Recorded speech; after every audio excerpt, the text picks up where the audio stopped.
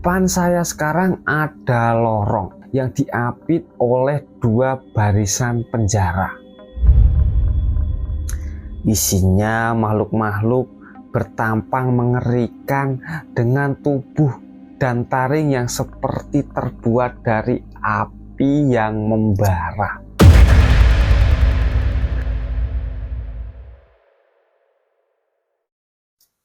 Assalamualaikum warahmatullahi wabarakatuh. Halo Sobat Cipta Cerita dimanapun kalian berada. Kembali lagi bersama saya Anto selaku announcer dari kisah horor Cipta Cerita Daily. Oh iya, sebelum memulai cerita, bagi kalian yang baru gabung, kalian bisa bantu tekan tombol subscribe ya, bantu channel ini ke 1000 subscriber agar channel ini bisa cepat monetisasi ya guys ya, dan kami semakin bersemangat membuat konten-konten kisah horor buat kalian. Dan bagi kalian yang mempunyai kisah horor baik diri kalian sendiri ataupun dari teman, kalian bisa DM Instagram yang ada di link deskripsi nanti ya. Oh ya, dan tak lupa bagi Sobat Cipta Cerita yang sudah subscribe channel ini dan tetap masih setia menonton konten-konten channel kami doakan semoga kalian diberi kelancaran rezeki, dipermudah segala urusannya, dan juga diberi kesehatan selalu ya guys ya. Nah, di video hari ini kami akan melanjutkan cerita dari kemarin ya guys ya. Kita langsung saja ke ceritanya.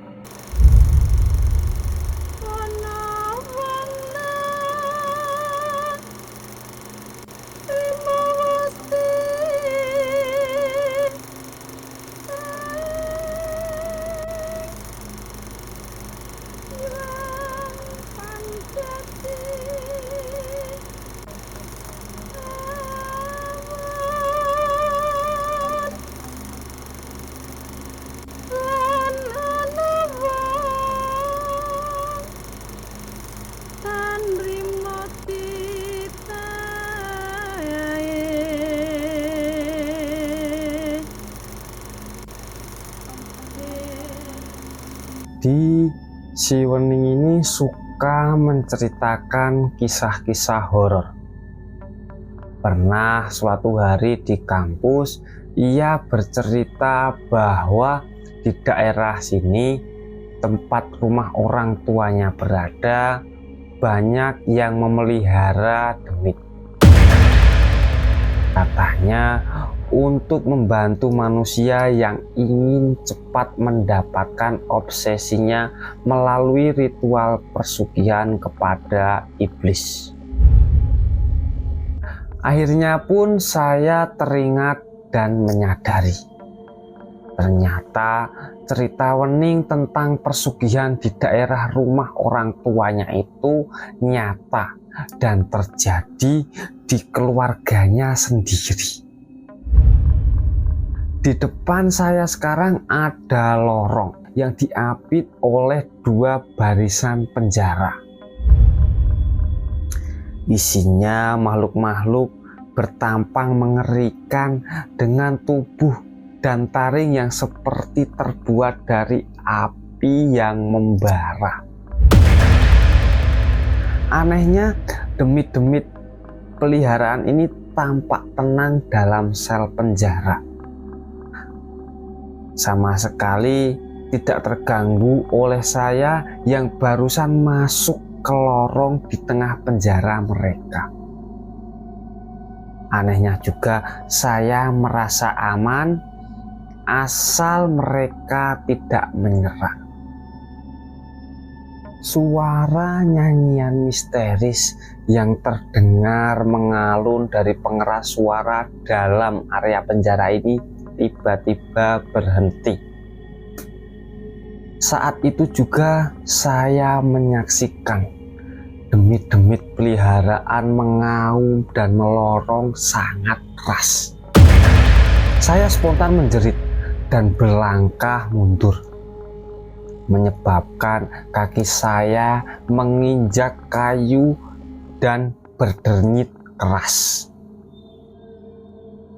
Karena demit-demit peliharaan ini sekarang menoleh kepada saya.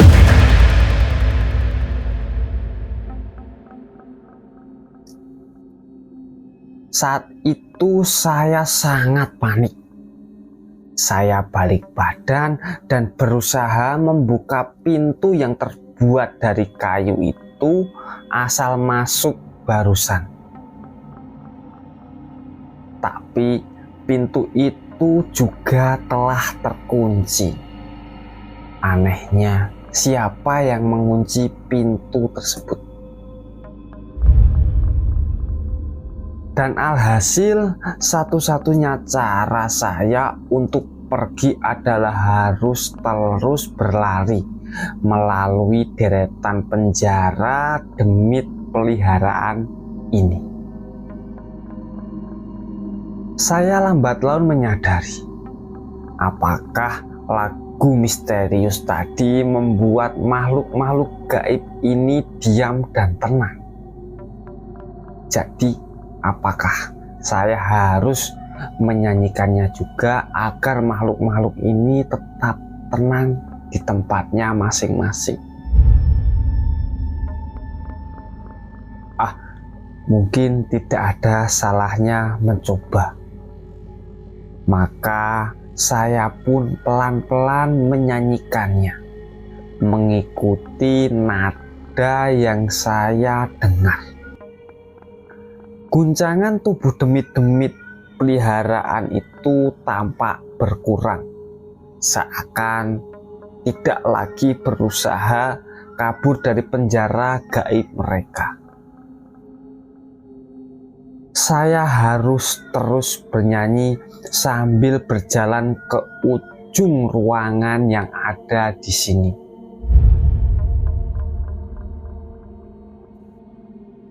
Suara nyanyian saya semakin keras dan langkah saya juga semakin cepat. Suara lantai kayu yang berdenyit terdengar semakin keras seiring larinya saya. Namun nyatanya, demit-demit peliharaan dalam penjara memang jadi tidak lagi memperhatikan saya. Nyanyian ini seperti sebuah mantra magis yang fungsinya untuk menenangkan para iblis. Dan di tengah jalan, saya betul-betul merasa lelah bernyanyi dan terus berlari. Nyanyian saya pun terhenti, dan seketika demit-demit peliharaan itu mengaum melolong, juga menatap kepada saya sambil mengguncangkan sel-sel penjara mereka. Saya buru-buru menyanyikannya lagi dan berlari menggunakan sisa-sisa tenaga yang saya punya. Saya pun terus berlari, terus bernyanyi di deretan penjara batuan yang penuh demit peliharaan ini yang seolah tidak ada ujungnya. Dan di situ aku hampir menyerah. Saya nyaris menyerah. Suara saya semakin pelan, namun kemudian saya melihat ada pintu kayu di ujung ruangan.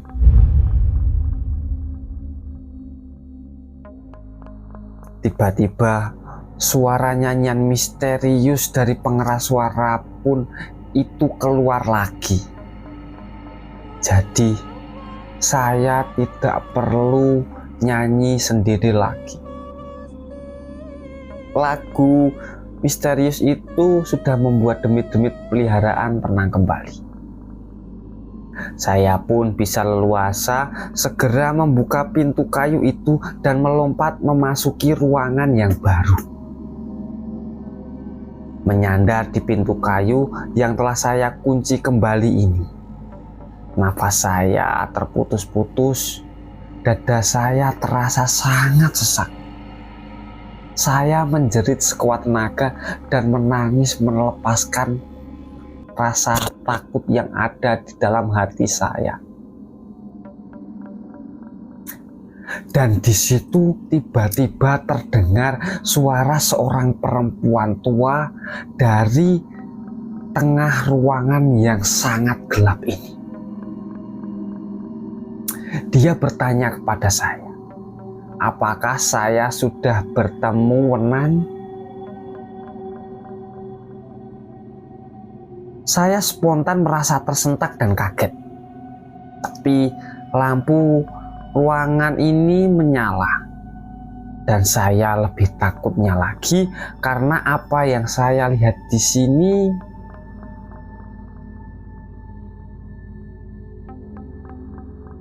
saya berada di sebuah dapur dan ruang makan berwarna-warni. Nuansanya sangat kontras dengan ruangan-ruangan gelap dan mengerikan sebelumnya yang penuh dengan pakaian mayat juga demit peliharaan. Di sini banyak makanan hangat dan minuman segar di atas meja makan.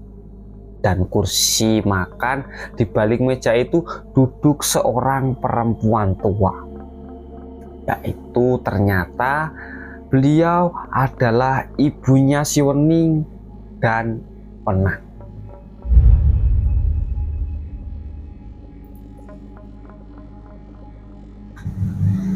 Di situ saya bergeming di pintu dan merasa nyaris pipis di celana. Ruangan ini tampak manis dan hangat, tapi entah kenapa saya merasa sangat takut sekali. Pengalaman buruk saya dengan kematian dan iblis di rumah ini membuat saya tidak bisa berpikir baik tentang ibu ini. Terlebih ibu ini adalah perempuan tua yang tadi saya temui di tengah jalan sebelum aku berada di tempat ini. Ibu yang berpapasan dengan saya dan menunjukkan rumah keluarga Wening ini.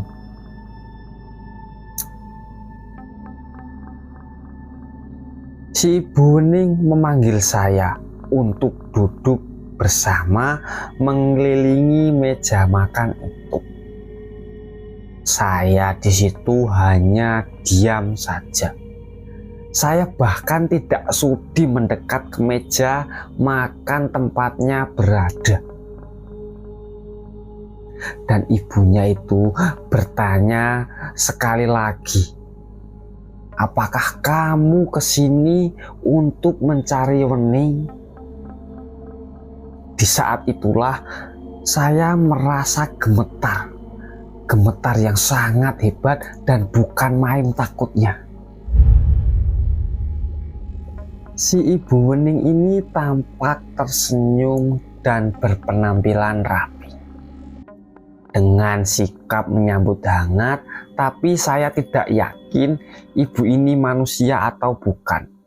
Kalaupun si ibu ini manusia macam apa yang mengurung iblis demit dan membantai manusia di rumahnya?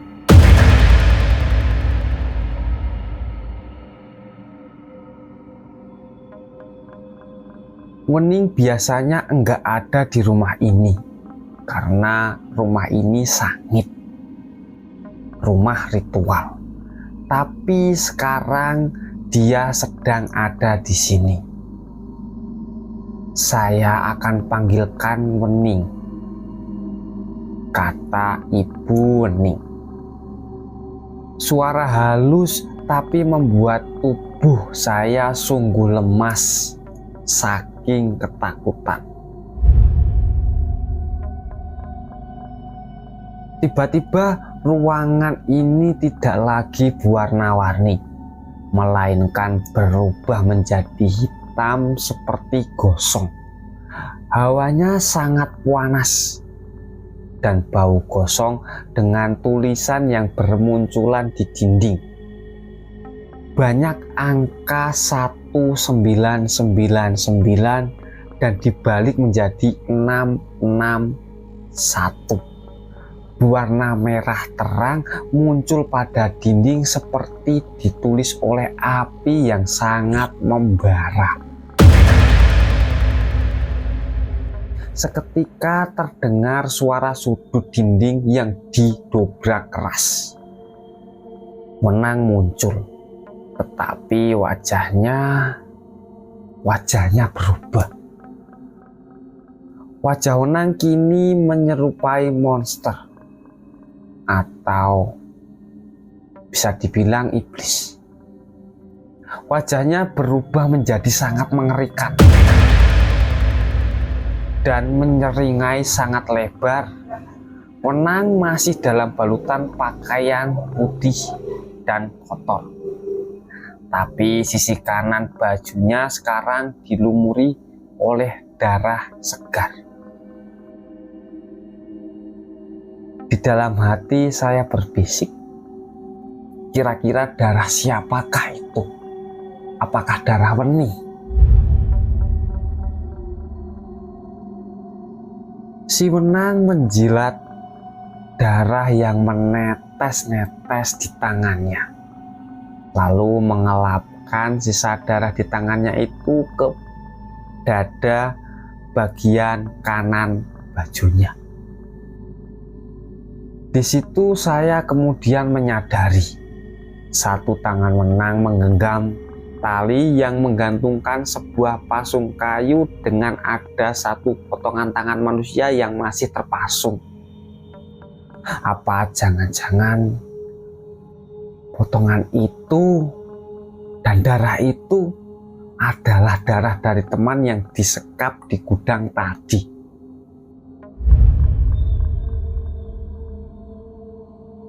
Di sudut ruang makan ini yang barusan dindingnya didobrak, Wenang lantas duduk bersila dengan satu tangan memegang segenggam penuh batang bunga sedap malam dan tangan yang lainnya memegangi tali pasung kayu.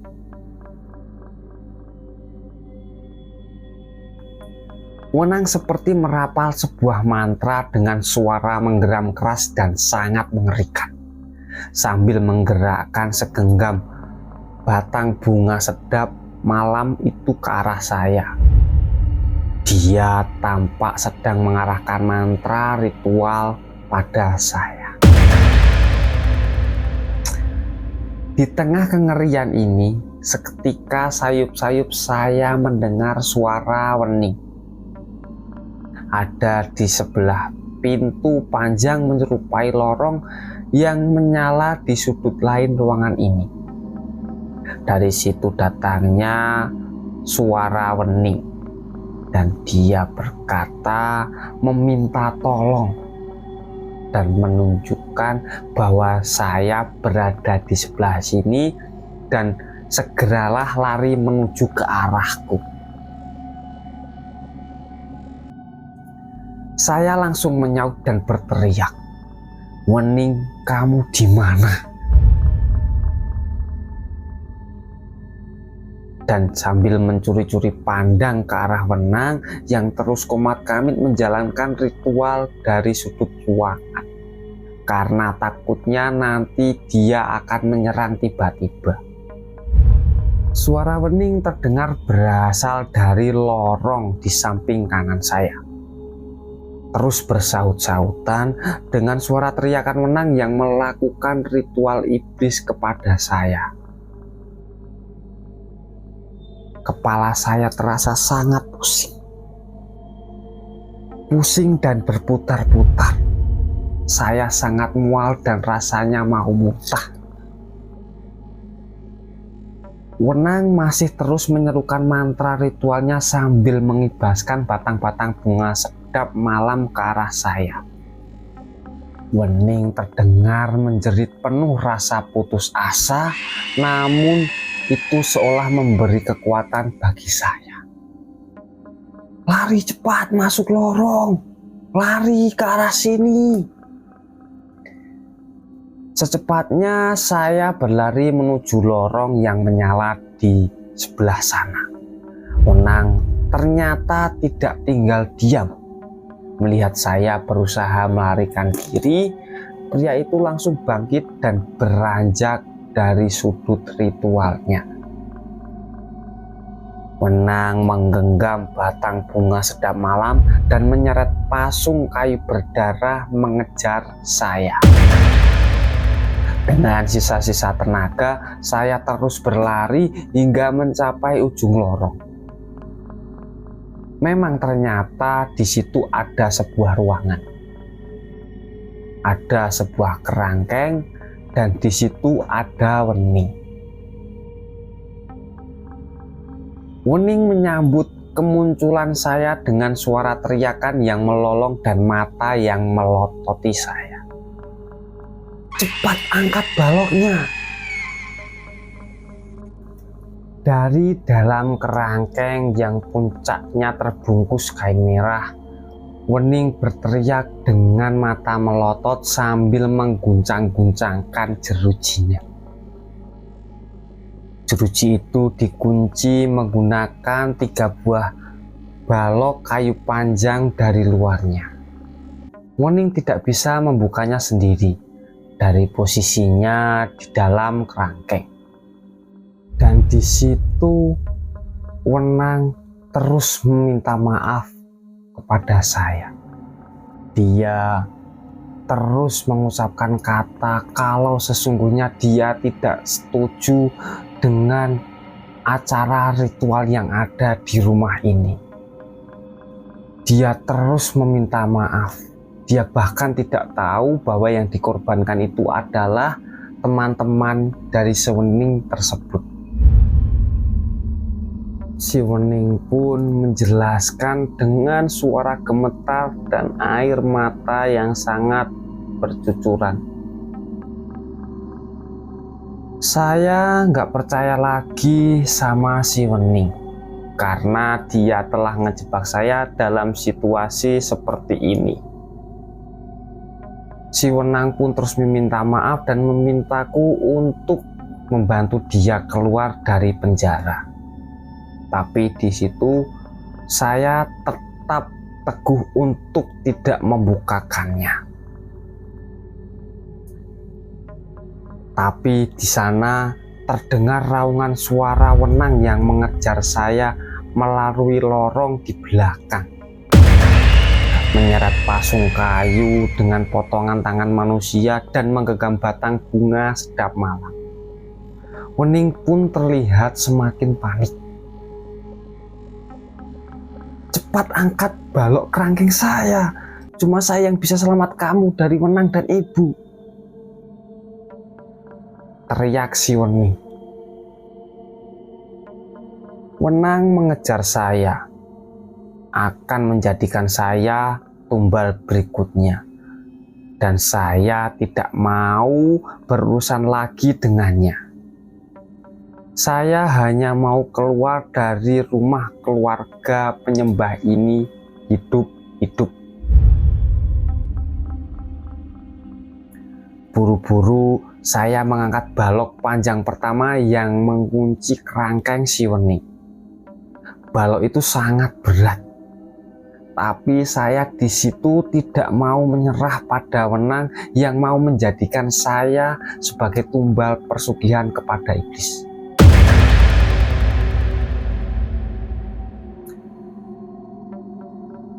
Tiba-tiba kekuatan saya muncul dari sebuah ketakutan. Sekaligus kesadaran bahwa Wening sepertinya betul ingin saya bisa kabur keluar dari rumah keluarga yang memuja iblis ini. Saya pun berhasil melepas 3 balok panjang dari kerangkengnya. Sampai akhirnya Wening bisa bebas keluar dari jeruji yang tidak lagi terkunci.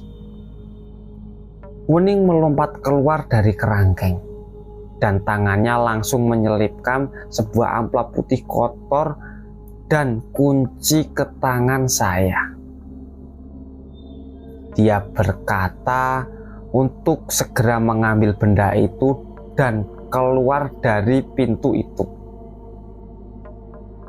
Dan dia sendiri akan menahan si Wenang supaya tidak menyerang saya. Wening menunjuk ke arah pintu kayu di ujung ruangan ini. Saya melihat sebuah amplop dan kunci yang ditaruh Wening di tangan saya. Saya tidak tahu kunci ini untuk membuka pintu keluar. Tapi surat ini, surat apa ini? Tanya saya kepada Wening yang berdiri berhadapan dengan saya. Si Wening berkata bahwa dia mempunyai pesan terakhir. Apabila dia mati di tangan kakak atau ibunya, kamu akan tetap lakukan apa yang akan dia tulis di surat itu. Si Wenang pun muncul di pintu lorong dari ruang makan tadi sambil meraung dan mengacungkan pecut batang bunga setiap malamnya. Tampak siap mau menerkam saya. Wening menangis dan berteriak dengan nada memohon kepada saya, seraya mendorong saya ke pintu agar saya cepat segera lari dari tempat ini. Nah, di situ pun aku merasa tidak tega kepada si Wening untuk meninggalkannya sendiri. Ya jelas saja bahwa si Wening tidak mau ikut serta dalam acara persugihan yang dilakukan oleh keluarganya.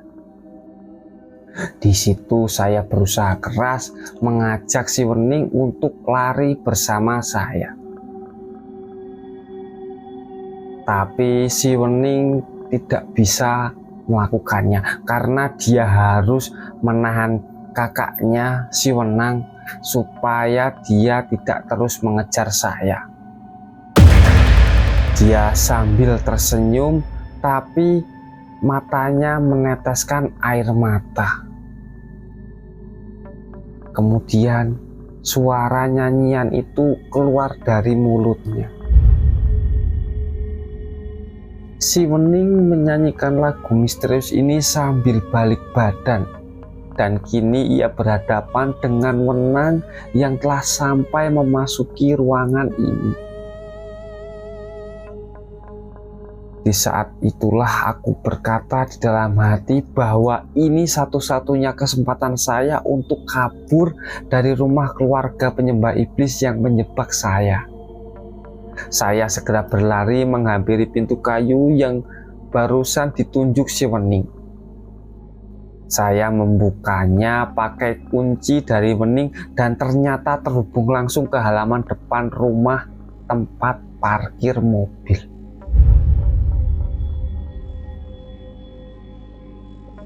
Sebelum keluar, saya sekali menoleh kepada si Wening. Perempuan itu terus menyanyikan lagu misterius itu di hadapan Wenang. Seolah lagi itulah caranya untuk menenangkan jiwa iblis dalam diri kakak kembarnya. Dan terakhir saya berteriak kepadanya untuk segera menyelamatkan dirinya sendiri.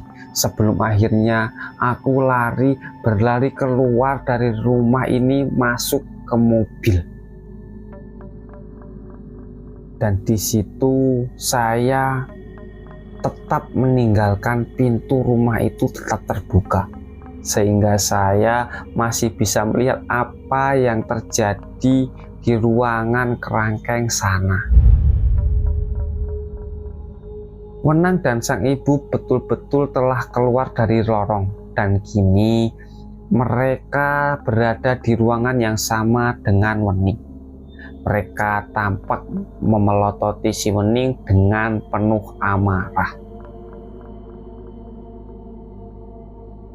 Wenang berteriak kasar kepada si Wening dan menyalahkan si Wening, kemudian memukul adik kembarnya itu pakai batang bunga sedap malam berdarah. Wenang menjambak rambut panjang si Wening dan menyeretnya masuk kembali ke lorong menuju ruang ritual. Saya sangat kaget untuk menyaksikan dengan kepala saya sendiri.